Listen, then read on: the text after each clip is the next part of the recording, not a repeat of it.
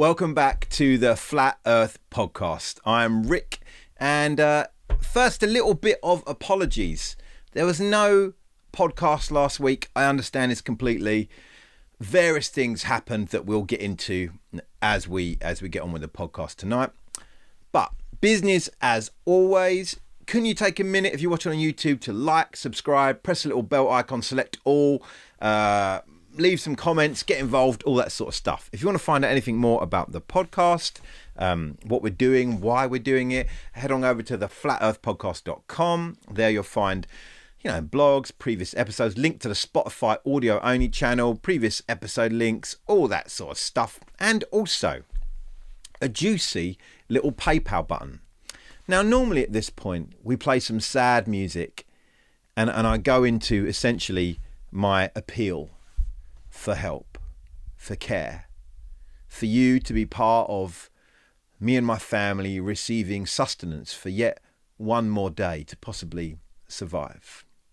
But I spoke to a guy the other day who's an avid kind of listener or watcher of the podcast. And he said, actually, Rick, are you serious when you say that? Because I always say there's a PayPal button on the website. You can go there, click on it and give whatever you want. And I always talk about it going towards, world domination or, I don't know, cocaine or whatever. But my friend actually said, do you actually need some stuff? Is that just a joke? And I thought I'd just kind of highlight a couple of things.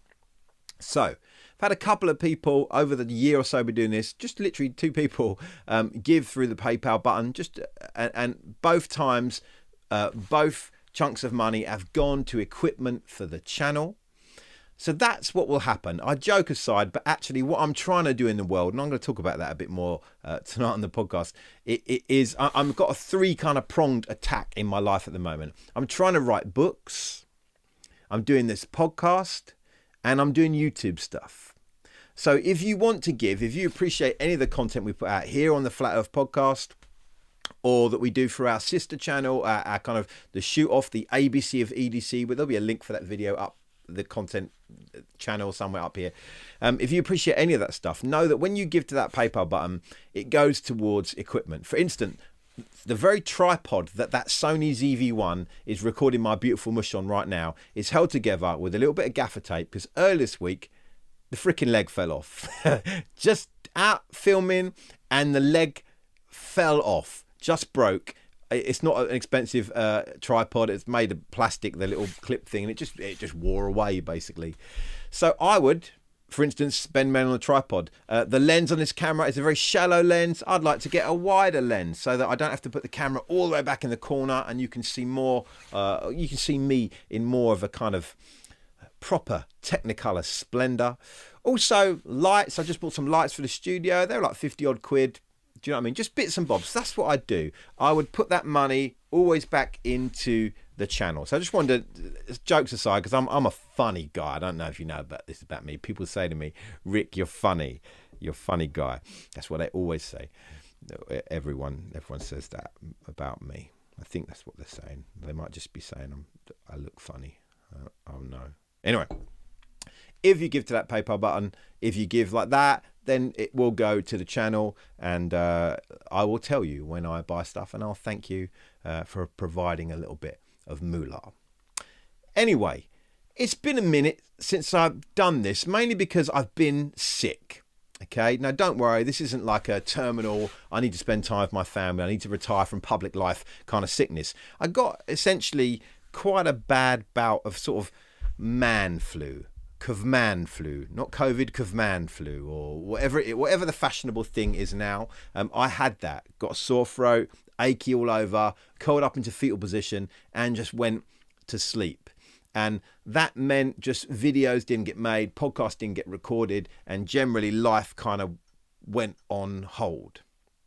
I kind of went into a mini coma of shivering and then being very hot, and that's all I did. I just total veg. So mid last week this happened, like Tuesday night, Wednesday gone, Thursday gone, Friday gone. Missed out on loads of stuff I had planned in my life, different things happening that never actually got to happen, the podcast being just one of them. When I awoke from my fever pitch, when I awoke from the fever coma state, this is some Walking Dead stuff. I woke up and it felt like the world had entered some apocalypse that that sort of transitioning scarecrow woman who was in charge of the country when I first got ill, when I arose resurrected from my deathbed, a small Asian man is now in charge of the country. He looks about 12. People tell me he actually is far older. It turns out he's richer than the king, and he's now in charge. He was tried to be in charge 6 weeks ago, and we said, like, no, nobody wants you. And it turns out 6 weeks later, everybody wanted him. So I woke up. That was kind of confusing. I tried my best to get some stuff done. You know, when you're ill, it's a weird thing happens when you're ill. Maybe you're like me. Whenever I'm ill and I'm sort of incapacitated, I make these kind of internal oaths that I will change my entire life. When I get better, when I'm not sweaty walking down to get something from the fridge, when I'm not freezing, even though I've got 100 layers on, I'm in bed. When I get fit again, I'm going to change everything. I'm going to change all my fitness regimes. I'm going to change all my diet. I'm going to change all my friendships. I'm going to change everything I do and every way I do it. I make these kind of oaths when I'm sick. I don't know if you do that. You just long just to feel normal again. And you're like, if I had one more chance, Jesus, I'd do everything different. But then you kind of get better, and better just kind of sneaks up on you. I found that. There's no switch when you're ill when suddenly, and then you're better. If it was, you might make some of those changes, but you sort of gradually get better. I've still got a little bit kind of throatiness in me now. But when I kind of, sort of actually around the same sort of time of illness, I actually achieved a massive life goal. A massive life goal that had been 14 or 15 years in the making came to pass in the middle of fevered sickness. Now, I've mentioned in the past that I'm learning how to write. I'm learning how to write kind of long form books, I'm not learning how to write. I know how to write, but I'm writing books. This is the thing that I'm driven on. This is what this big board here. You probably don't ever get to see it face on, but these are all different notes of books I'm writing and ideas and stuff. And I've had one book on my heart for that 14 years, a book that I knew the title of almost instantly. It's called Become. And on, I think, the Wednesday or Thursday, sort of in the middle of sickness, coming in and out of consciousness, I finally published my first book. Sweet, huh?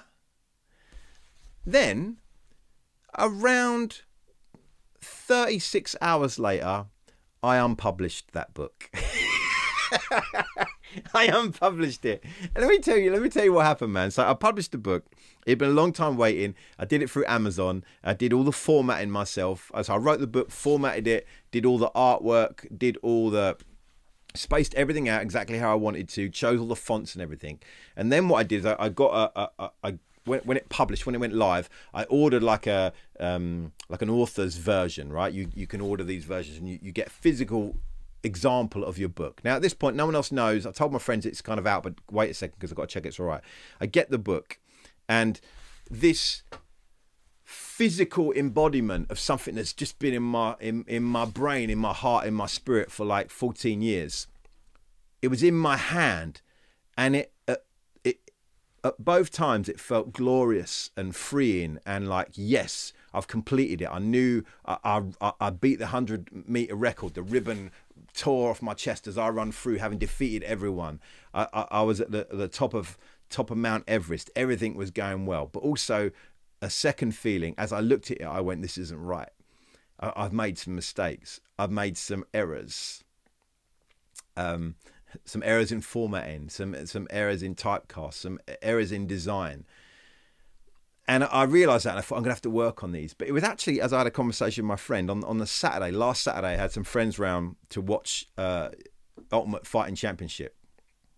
And one of my friends comes around, and he's no mortal man. Both my friends that came around were called Mark, and both Marks are exceptional. But this one particular Mark is exceptional in very particular disciplines. He's an artist, and he sees things in ways that no one else sees stuff. And he looks at the book, and we had a chat about it. And it really helped me to crystallize what it was I didn't like about the finished article of my book. Now, it wasn't content. Content, I think, is good, if I'm allowed to say that. The actual words, the message, the pacing and all that, I think at this point, with the skills I've got as a writer right now, writer right now. Bad English, right? Maybe I'm not a writer, but who knows? You know what I mean? Actually, the public speaker can't even do that. Anyway, I'm kind of happy with that. But it was actually the delivery device, this physical book.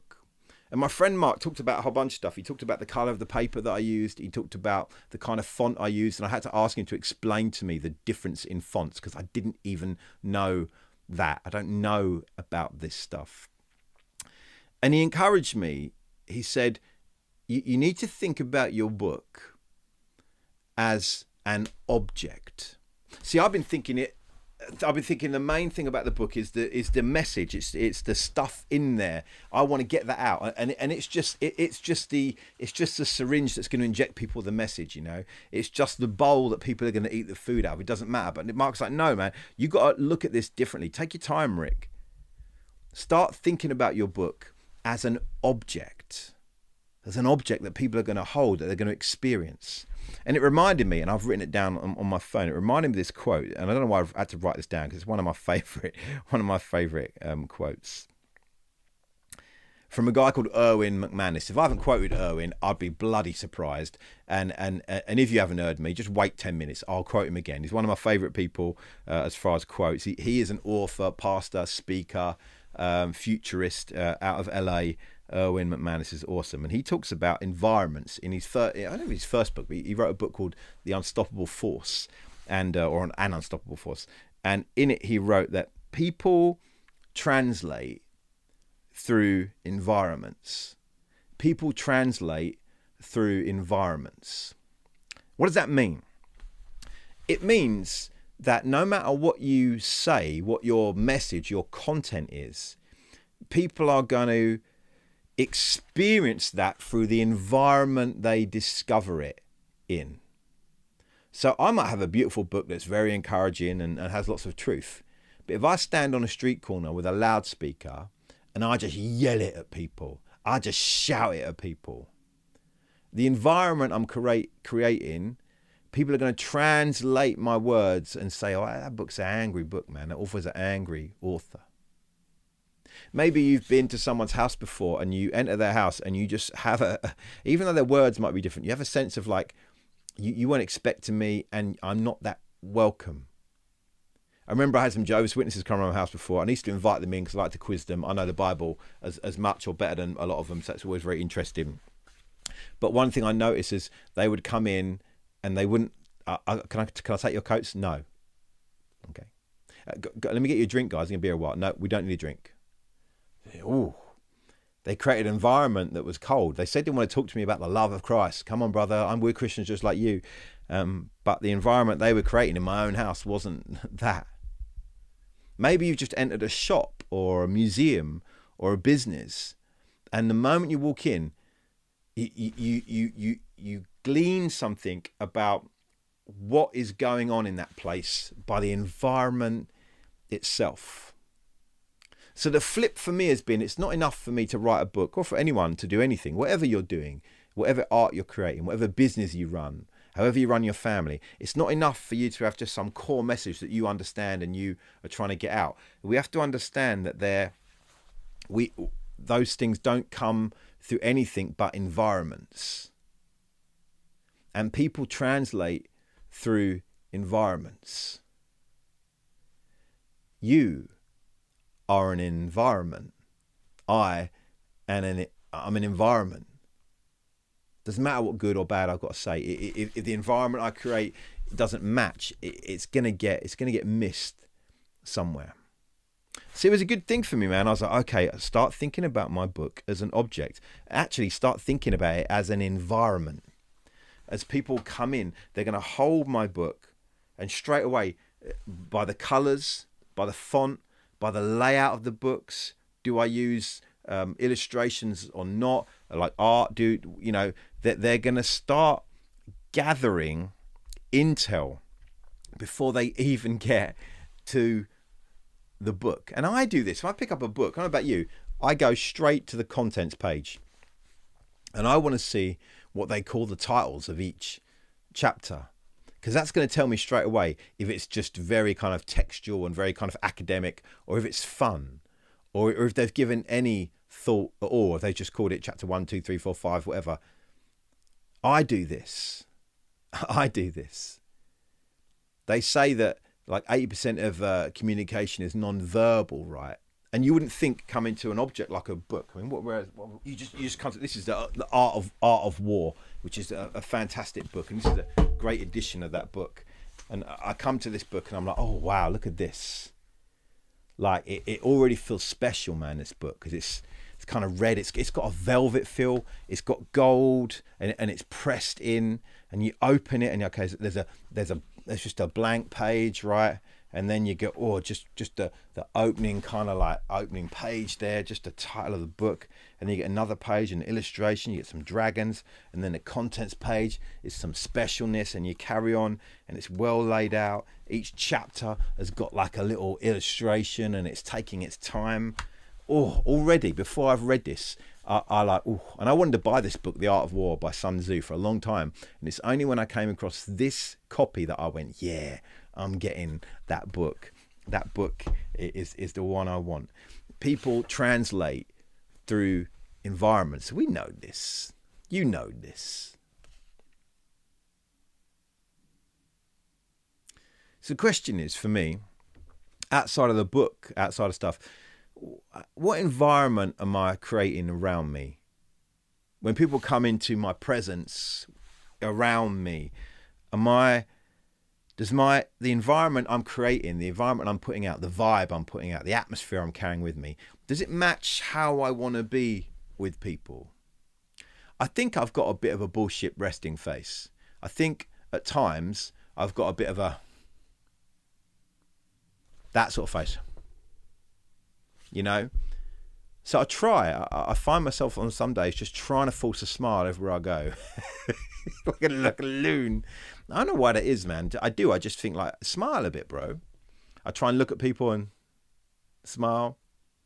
Actually, I had this weird interaction today in a supermarket. I was in Aldi, just picking up some bits to make a cake for my mother-in-law. And the guy on the till kind of smiled. I went, hey, bro. And then we carried on doing it. But he never spoke to me, but he kept looking at me and going, and I go. And it's weird because we were doing the, hey, bro, first instance kind of greeting, but we did that for like the full 5 minutes of our interaction. It was very strange. But I find I was like trying to be like cool, you know.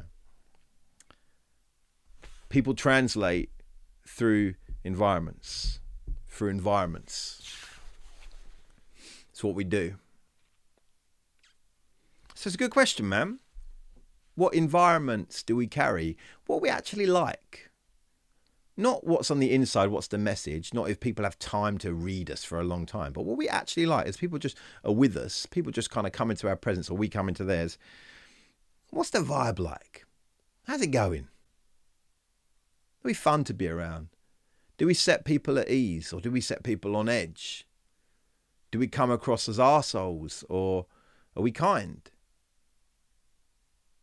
Do we come across as if people are an inconvenience or we have time for them?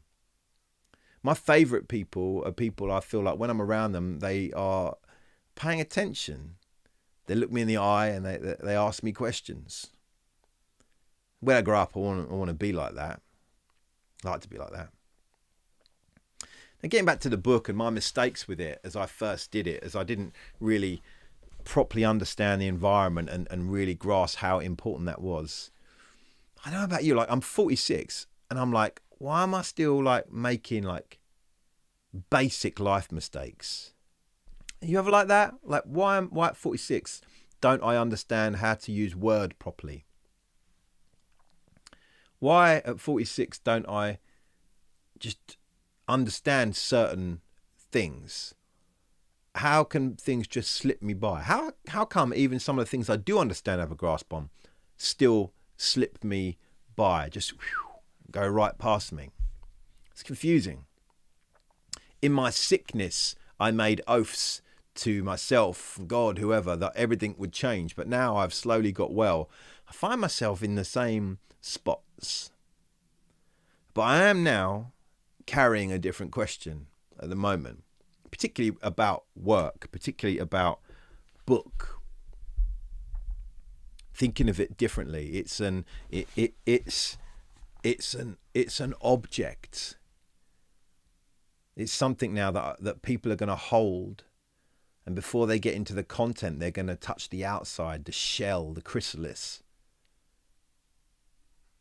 And if it's welcoming, if the environment is good, then they will be at ease and comforted as they enter in to my little brain, my thoughts, my experiences, my questions and my conclusions.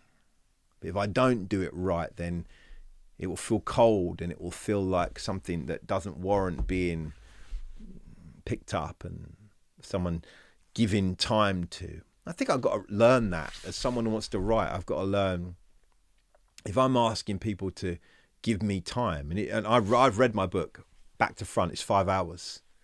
I read it as an audio book. It took time, maybe read it not dramatically, but slightly, you could read it quicker or slower, I guess. But that's a chunk of time, right? It's a chunk of time.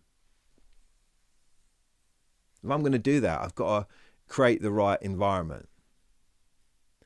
I wonder how many times great things in life get missed because the environment's wrong, because we don't work out how to present, display, and introduce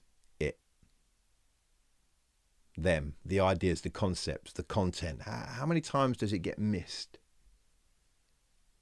I've walked around bookshops for months looking at color schemes and fonts and the covers of books, the size of the author's name, the title, the subtitle, the graphics used, the page layout, the size of a book. There's so many different sizes of books.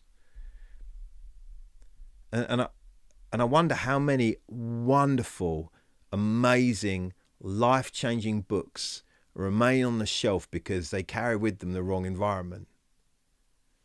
I wonder how many of us have so much good stuff on the inside, but somehow maybe the environment we were raised in has meant that stuff can't get out, or the environment that we're putting that stuff in now means it can't get out.